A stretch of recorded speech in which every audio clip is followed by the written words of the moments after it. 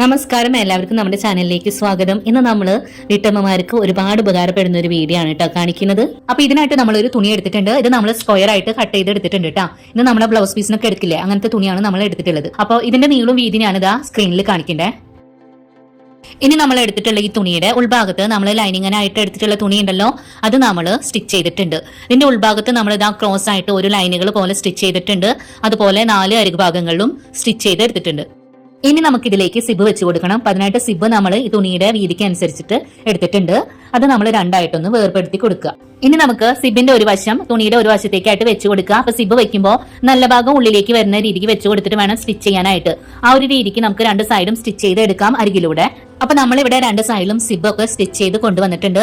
ഇനി നമുക്ക് ആ ബാക്കിൽ നിൽക്കുന്ന ഒരു തുണി ഉണ്ടല്ലോ, ഇതുപോലെ ഒന്ന് മടക്കി കൊടുക്കാം. എന്നിട്ട് മുകളിലൂടെ നമുക്കൊന്ന് സ്റ്റിച്ച് ചെയ്ത് കൊടുക്കാം. ഇതുപോലെ നമുക്ക് ആ ഒരു സൈഡിലും കൂടെ സ്റ്റിച്ച് ചെയ്ത് കൊടുക്കണം. അപ്പൊ ഇതാ നമ്മളിവിടെ സ്റ്റിച്ച് ചെയ്ത് കൊണ്ടുവന്നിട്ടുണ്ട്. ഇനി നമുക്ക് ഈ തുണി ഒന്ന് തിരിച്ചിട്ട് കൊടുക്കാം, നല്ല ഭാഗം ബാക്കിലേക്ക് വരുന്ന രീതിക്ക്. ഇനി നമുക്ക് ഇതിന്റെ 2 സൈഡിൽ നിന്നും ഇതാ ഇതുപോലെ ഒന്ന് തുണി മടക്കി കൊടുക്കാം ഉള്ളിലേക്ക്.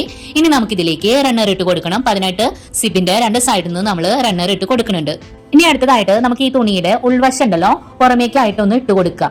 അപ്പൊ ദാ ഇതുപോലെ നമ്മൾ ഇട്ട് കൊടുക്കുന്നുണ്ട്. സിബിന്റെ ഭാഗം ഫ്രണ്ടിലേക്ക് എന്ന രീതിയിൽ ഇട്ട് കൊടുത്തിട്ട് ഇതിന്റെ താഴത്തെ ഭാഗത്ത് 2 കോർണർ ഭാഗത്തും ചെറുതായിട്ടൊന്ന് കട്ട് ചെയ്ത് കൊടുക്കാം. ഇനി നമുക്ക് ഈ തുണി ഉണ്ടല്ലോ നമ്മൾ കട്ട് ചെയ്ത ഒരു ഭാഗം സിബിന്റെ ഒരു ഭാഗം ഒരുമിച്ച് വരുന്ന രീതിക്ക് ഇതുപോലെ നമ്മളൊന്ന് ഇട്ട് കൊടുക്കണം. ഈ ഒരു സമയം നമുക്ക് ആ സിബിന്റെ ഭാഗത്ത് കുറച്ച് കൂടുതലായിട്ട് നിൽക്കണില്ലേ, ആ ഒരു ഭാഗമൊക്കെ നമുക്ക് കട്ട് ചെയ്ത് കളയാം. ഇനി നമ്മൾ ഇവിടെ ഒരു തുണി എടുത്തിട്ടുണ്ട്. ഇതിന്റെ വീതി നമ്മൾ 1.5 ഇഞ്ചിലാണ് എടുത്തിട്ടുള്ളത്. ഇത് നമുക്ക് ഇതുപോലെ ഉള്ളിലേക്ക് 2 സൈഡിൽ നിന്ന് മടക്കിയിട്ട് ഒന്നുകൂടെ മടക്കിയിട്ട് അരികിലൂടെ സ്റ്റിച്ച് ചെയ്ത് എടുക്കാം. അപ്പൊ നമ്മളിവിടെ സ്റ്റിച്ച് ചെയ്ത് കൊണ്ടുവന്നിട്ടുണ്ട്. നമ്മളൊരു സ്ട്രാപ്പാണ് സ്റ്റിച്ച് ചെയ്ത് എടുത്തിട്ടുള്ളത്. ഇനി നമുക്ക് ഇത് 2ആയിട്ട് മടക്കി കൊടുത്തിട്ട് സിബിന്റെ തൊട്ട് താഴെയായിട്ട് നമ്മൾ ഇത് വെച്ച് കൊടുക്കുക.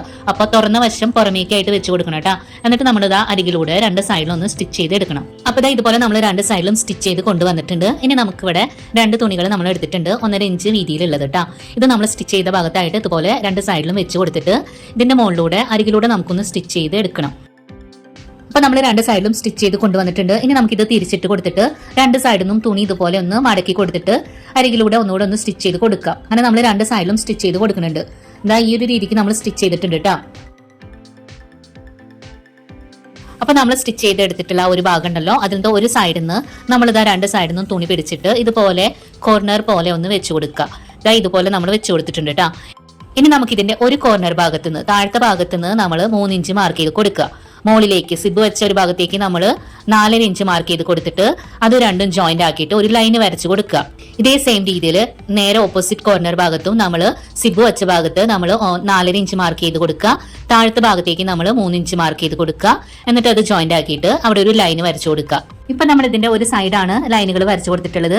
ഇത് ഈ ഒരു രീതിക്ക് തന്നെ അടുത്തൊരു സൈഡ് ഉണ്ടല്ലോ, അവിടെയും നമ്മൾ കോർണർ ആയിട്ട് ഒന്ന് മടക്കി കൊടുത്തിട്ട് ഈ സെയിം രീതിയിൽ തന്നെ അവിടെയും മാർക്ക് ചെയ്തിട്ട് ലൈനുകൾ വരച്ചു കൊടുക്കുന്നുണ്ട് 2 സൈഡിലോട്ടാ.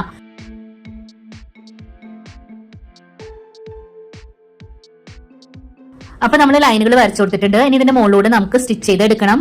ഈ ഒരു രീതിക്ക് നമുക്ക് 2 സൈഡിലും സ്റ്റിച്ച് ചെയ്ത് എടുക്കാം. അപ്പൊ ഇതാ നമ്മൾ സ്റ്റിച്ച് ചെയ്ത് കൊണ്ടുവന്നിട്ടുണ്ട്. 2 സൈഡ് ഭാഗങ്ങളിലും നമ്മൾ സ്റ്റിച്ച് ചെയ്തിട്ടുണ്ട്.